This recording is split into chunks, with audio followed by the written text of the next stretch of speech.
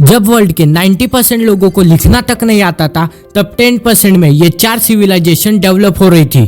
तो ये 4 सिविलाइजेशन इतनी स्पीड से कैसे डेवलप हो रही थी और कौन सी थी ये 4 सिविलाइजेशन, सब कुछ पता चलेगा। उसके लिए वीडियो पूरा देखना होगा।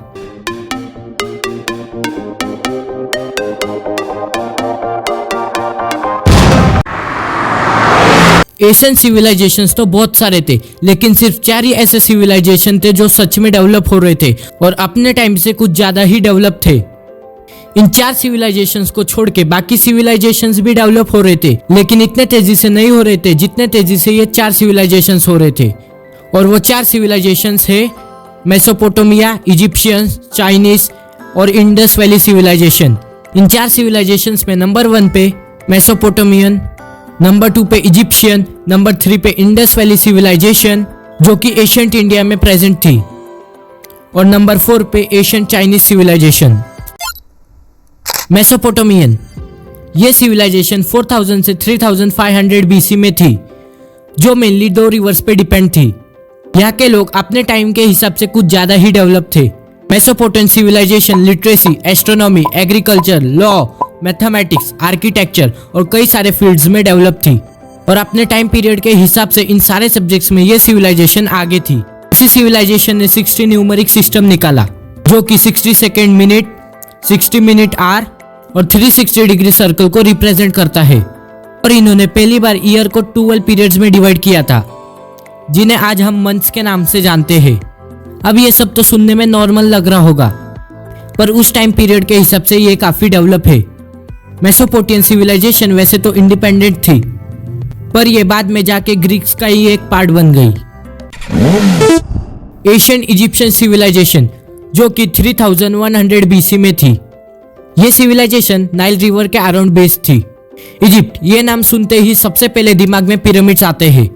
ये पिरामिड्स उस समय इन इजिप्शियंस ने कैसे बनाए और क्यों बनाए, यह अभी तक किसी को पता नहीं है। पिरामिड्स के बारे में बहुत सारी थियरीज है, लेकिन एग्जैक्ट रीजन अभी तक अननोन है।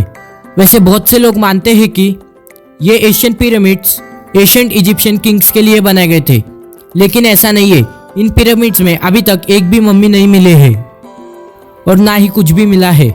इजिप्शियन आर्किटेक्चर, एग्रीकल्चर और मेडिसिन में भी बहुत ज्यादा डेवलप थे और उस समय के हिसाब से आगे थे।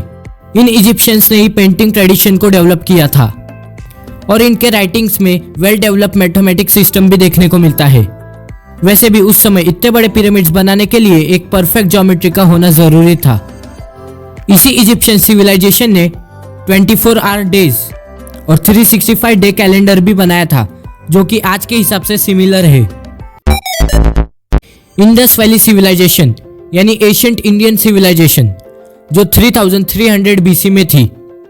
इस इंडियन सिविलाइजेशन में हिंदुज्म, ट्रेडिशन और आर्किटेक्चर डेवलप था।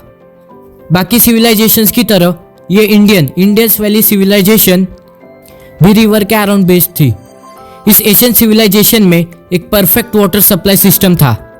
इस एशियंट इंडस वैली सिविलाइजेशन के एक्सटेंट होने का पीछे का रीजन नेचुरल कैलेमिटीज जैसे क्लाइमेट चेंज, या फिर ये सिविलाइजेशन जिस रिवर पर बेस्ड थी उस रिवर का ड्राई होना माना जाता है।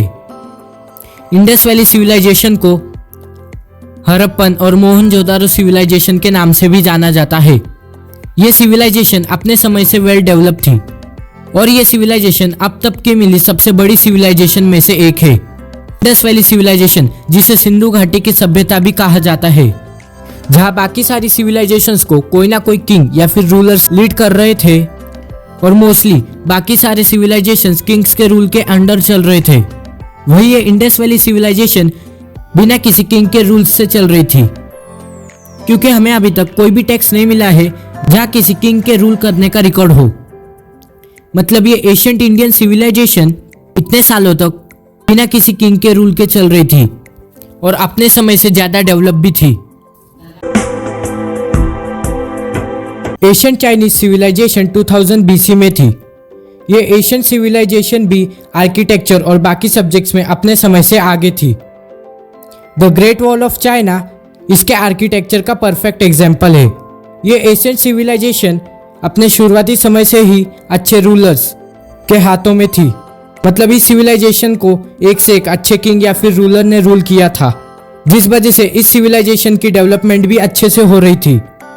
इस सिविलाइजेशन में डेसिमल नंबर सिस्टम और एबेकस जैसे मैथमेटिक्स स्किल्स भी डेवलप थे। बिल्कुल एशियन इजिप्शियंस की तरह ये एशियन सिविलाइजेशन भी आर्किटेक्चर, इंफ्रास्ट्रक्चर, बिल्डिंग एबिलिटीज थी और इस सिविलाइजेशन का गुड सप्लाई सिस्टम भी वेल डेवलप था। इस सिविलाइजेशन को मोस्ट सक्सेसफुल एशियन सिविलाइजेशन माना जाता है क्योंकि ये सिविलाइजेशन एक से एक ग्रेट किंग के रूल्स के अंडर थी। तो यही था आज का वीडियो अच्छा लगा हो तो वीडियो को लाइक और चैनल को सब्सक्राइब कर देना।